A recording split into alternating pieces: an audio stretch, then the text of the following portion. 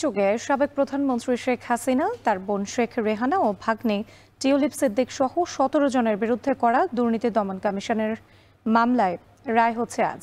ঢাকার বিশেষ জজ ৪-এর বিচারক রবিউল আলমের আদালত এই রায় দিবেন। রায়কে কেন্দ্র করে নেওয়া হয়েছে বাড়তি নিরাপত্তা। এ নিয়ে আরও জানাতে আদালত প্রাঙ্গণ থেকে আমাদের সঙ্গে যুক্ত হয়েছেন মেহরাব সুমন।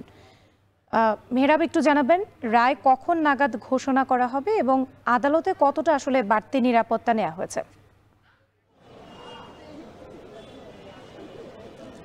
রাজধানীর পূর্বাঞ্চলের প্লট দুর্নীতি মামলার অভিযোগে শেখ হাসিনার বিরুদ্ধে আরও একটি মামলার অভিযোগ এনে তার বিচার কাজ এখনও চলছে। তবে রায় হবে কিছুক্ষণের মধ্যে। ঢাকা বিশেষ জজ আদালত ৪-এর বিচারক রবিউল আলমের নেতৃত্বে এই রায় ঘোষণা করা হবে।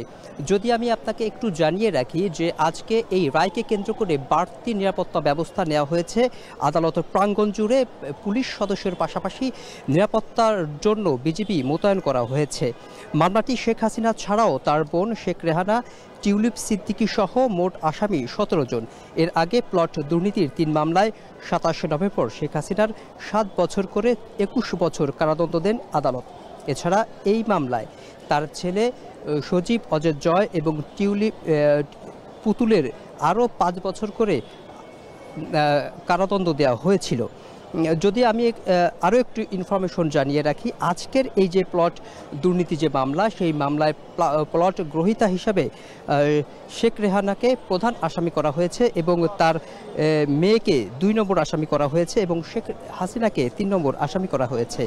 এছাড়া এই মামলায় আরও যে আসামিরা আছেন তারা হচ্ছেন জাতীয় গৃহায়ন ও গণপূর্ত মন্ত্রণালয়ের প্রশাসনিক কর্মকর্তা মোহাম্মদ সাইফুল ইসলাম সরকার, সিনিয়র সচিব পুরবী গোলদার, অতিরিক্ত সচিব অলিউল্লাহ সহ আরও অনেকে। তবে এই মামলায় এখন পর্যন্ত খুরশিদ আলমকেই গ্রেফতার দেখানো হয়েছে এবং তিনি একমাত্র গ্রেফতার হিসেবে এই মামলায় রয়েছেন। সহকারী উপপরিচালক মাজহারুল ইসলাম, আরও অনেকে যারা পলাতক রয়েছেন তারা এই মামলায় এখনও হাজিরাও দেননি এবং তাদেরকে গ্রেফতার করে তাড়াতাড়ি হাজিরা নির্দেশ দিয়েছেন আদালত।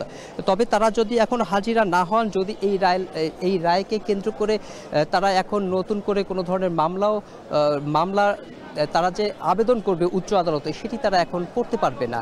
এছাড়া আমরা দেখেছি এই মামলা কেন্দ্র করে আপনার আদালত প্রাঙ্গণে বাড়তি নিরাপত্তা ব্যবস্থা নেওয়া হচ্ছে।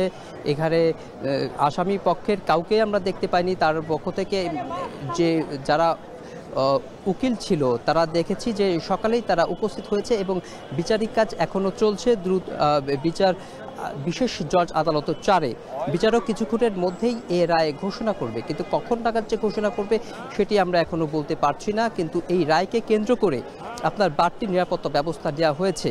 এই মামলায় ১৭ জনের মধ্যে মাত্র একজন এখন পর্যন্ত কারাগারে রয়েছেন, তিনি হচ্ছেন খুরশিদ আলম। এছাড়া এই বাকি সব কয়জনই পলাতক রয়েছেন।